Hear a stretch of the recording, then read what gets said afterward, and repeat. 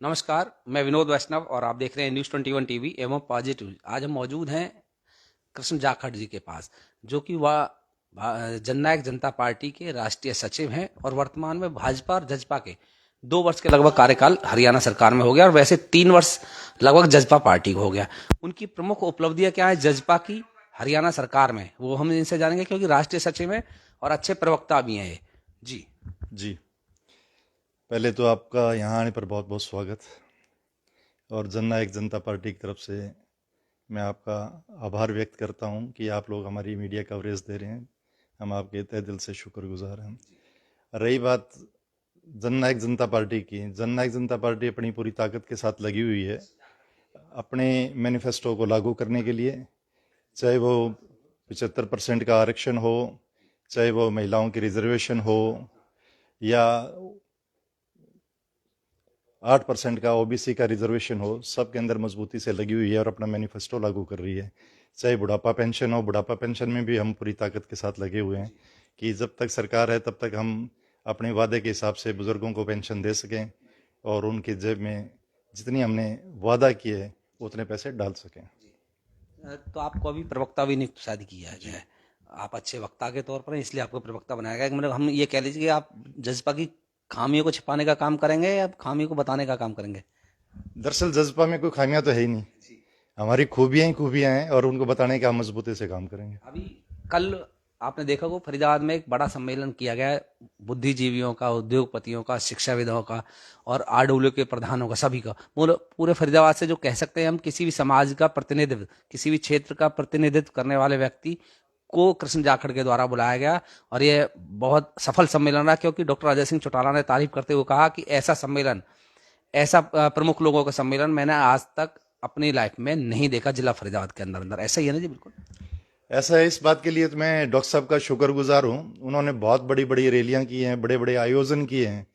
वो मेरे जैसे एक छोटे से कार्यकर्ता का मान सम्मान बढ़ाने के लिए और हौसला अफजाई करने के लिए जो उन्होंने बातें कही, उनका मैं तहे दिल से शुक्रगुजार हूँ।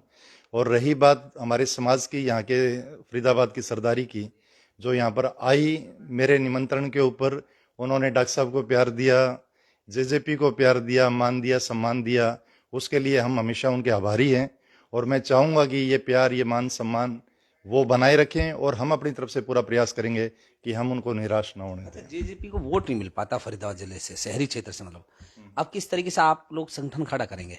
क्योंकि जैसा कि देखो, मैंने कल कार्यक्रम में देखा कृष्ण जाखड़ की बात हो रही थी, अन्य लोगों की इतनी बात नहीं हुई। तो एक तरीके से कहीं ना कहीं आप पे जिम्मेवारी भी डायरेक्टली और इनडायरेक्टली आप पर पड़ जाती है कि भाई आपने जज्बा को मजबूत भी करना जिला फरीदाबाद में, खास करके शहरी क्षेत्र में। ग्रामीण में तो चलो पहले से है, कैसे करेंगे? नहीं, हमारा बड़ा स्पष्ट मत है इसके बारे में कि अब हम जो है जेजेपी का एक अर्बन फेस बनाने चाह रहे हैं। हमारा रूरल क्षेत्र मजबूत है, वहाँ पे हमारी स्थिति संतोषजनक है। हाँ, ठीक बात है ये कि भी शहरों में अभी अब हम इतने मजबूत नहीं है, लेकिन उसकी पूरी कोशिश कर रहे हैं। और हम हर आरडब्ल्यू एसोसिएशन के पास जाएंगे, चाहे वो इंडस्ट्रियल एरिया हो, इंडस्ट्रियल एरिया के अंदर जाएंगे, हर व्यक्ति तक, घर घर तक पहुंचने का पूरा प्रयास करेंगे। और डॉक्टर साहब के प्रति, दुष्यंत जी के प्रति लोगों का एक लगाव है। और दुष्यंत जी, जहां तक हमारे डिप्टी सीएम की बात है, बहुत एनर्जेटिक है, उनके अंदर बहुत ऊर्जा है, 18 घंटे काम करते हैं। लोग तो कहते, जिक्र करते हैं, वो काम करते हैं और हर चीज को एग्जीक्यूट करते हैं, तरीके से एग्जीक्यूट करते हैं और माइक्रो मैनेजमेंट के ऊपर काम करते हैं। और मेरा पूरा विश्वास है, और जैसा मैंने लोगों से बात की, मुलाकात की, तो उनका एक मानना है, एक स्पष्ट मत है कि जहां तक दुष्यंत जी की, डॉक्टर अजय सिंह जी की बात है, सबके दिलों में इन लोगों के लिए बहुत प्यार है, बहुत मान है, बहुत सम्मान है। जैसे कल आपने देखा होगा जब लोग आए, मेरा तो सिर्फ उनके एक ब्रिज बनने का काम किया मैंने, उनका समाचार उन तक पहुंचाया कि भी आपको हमारी कितनी आवश्यकता है। डॉक्टर साहब ने यही कहा है कि आपको हमारी कितनी आवश्यकता है। फरीदाबाद में सक्षम लोग हैं, बहुत सक्षम लोग हैं, पता नहीं आपको हमारी ज़रूरत है, कितनी ज़रूरत है, नहीं ज़रूरत है, लेकिन हमें आपकी बहुत ज़रूरत है। और हम चाहते हैं कि हमारा ऐसा अर्बन फेस हो जिसमें शहर के मौजूदा आदमी और शहर का हर तबके का उसमें प्रतिनिधित्व हो। और जब जेजेपी का जिक्र हो तो हर आदमी का चेहरा उसके अंदर दिखाई दे। ऐसी जेजेपी शहरों में क्रिएट करने की हमारी पूरी मंशा है और उसके लिए हम पूरी ताकत और पूरी जान लगा देंगे।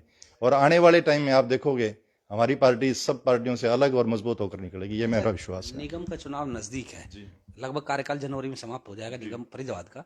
तो क्या जेजेपी एक तो जजपा के साथ मिलकर के चुनाव लड़ेगी और सिंबल पे लड़ेगी या अलग अलग लड़ेगी? आपसे सवाल इसलिए मैं पूछ रहा हूँ कि आप प्रवक्ता हैं, तो आप जिले फरीदाबाद के साथ साथ प्रदेश में भी, प्रदेश की राजनीति में अहम योगदान है, क्योंकि जजपा को रिप्रेजेंट करते हैं प्रवक्ता के रूप में। जी नहीं, हमारा बिल्कुल स्पष्ट सोच है कि देखो हमारा एक गठबंधन है बीजेपी के साथ में, और जहां तक बात रही अलग लड़ेंगे साथ लड़ेंगे, ये तो हमारा नेतृत्व डिसाइड करेगा, डॉक्टर साहब डिसाइड करेंगे, दुष्यंत जी डिसाइड करेंगे। इस विषय में अभी मैं कुछ कह नहीं सकता क्योंकि पार्टी ने अभी इस विषय में कोई डिसाइड नहीं किया। हाँ, ये बात जरूर है, हम सम्मानजनक सीटें चाहेंगे फरीदाबाद के अंदर, हमारी स्थिति मजबूत है और मजबूती के साथ लड़ेंगे और अपना पूरा शेयर लेंगे, इसमें कोई दो राय जज्बा से अगर कोई जुड़ना चाहे, एक तो किन बातों को लेकर के आप जोड़ने की कोशिश करेंगे उद्योगपति को खासकर? क्योंकि मैंने देखा कि क्षेत्रीय दलों से ज्यादातर उद्योगपति जुड़ने से बचते हैं आखिरकार, और आप किस तरीके जोड़ने का काम करेंगे उद्योगपतियों को खासकर? ऐसा देखो, मुझे लगता है आपकी जिम्मेवारी शायद, मुझे लगता है कि उद्योगपतियों को जोड़ने की ज्यादा लगाई नहीं, है। उद्योगपतियों की बात नहीं है, हमारे तो हर तबके के आदमी को जोड़ने का प्रयास है, चाहे वो उद्योगपति हो, चाहे वो दुकानदार हो, चाहे वो गरीब आदमी हो, चाहे कमेरा हो, चाहे कोई भी हो। मतलब कि हमारा तो एक प्रयास है कि हर व्यक्ति इस हमारे जेजेपी से जुड़े, कोई व्यक्ति विशेष की बात मैं नहीं कर रहा हूं। और रही बात, जैसे आपने उद्योगपतियों की बात कही, दूसरे लोगों की बात की, हमारे पास में एक बड़ा स्पष्ट सा सिस्टम है।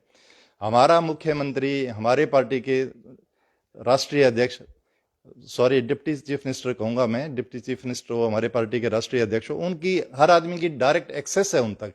वो अपना दुख सुख उनको कह सकते हैं, अपनी समस्याओं को कह सकते हैं, उनके सॉल्यूशन के बारे में बात कर सकते हैं। और ये भी बता रहा हूं मैं कि जहां तक दुष्यंत जी की बात है या डॉक्टर साहब की बात है, वो बड़ा इफेक्टिवली काम करते हैं। और जब उनको लगता है कि हाँ इसका ये सोल्यूशन, वो चीज़ों को कॉम्प्लिकेट नहीं करते हैं। और दुष्यंत जी तो पर्टिकुलरली, मतलब कि जब अगर कभी आप उनकी कोठी में जाओगे तो वो हर चीज़ के सॉल्यूशन की तरफ जाते हैं।